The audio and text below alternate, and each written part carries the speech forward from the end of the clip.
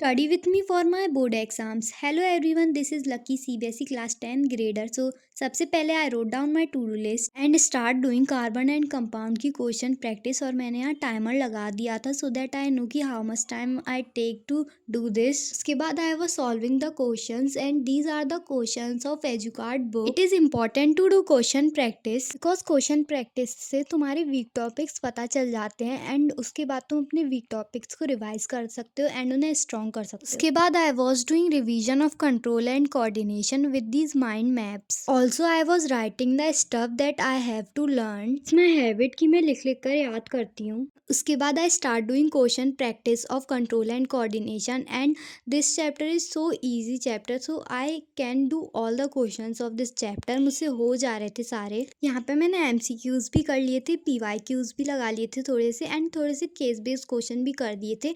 Different type के question मैंने कर लिए थे सो that I know the basic concept of the questions की क्वेश्चंस कैसे आ सकते हैं एंड ऑल। क्वेश्चन प्रैक्टिस के बाद जिस टॉपिक में मुझे प्रॉब्लम आ रही थी, जो टॉपिक मुझे लगा कि मेरा वीक है, I revise that topic again. उसके बाद I was doing manufacturing industries. Also I was taking lecture of Digraj sir. I was also writing key points in the form of note so that I can revise it again when I need it. उसके बाद I was very hungry so I ate my dinner which was very very tasty. उसके बाद मैंने electricity chapter के notes revise किए और notes में जो भी मेरे क्वेश्चन थे उनकी थोड़ी सी प्रैक्टिस कर ली।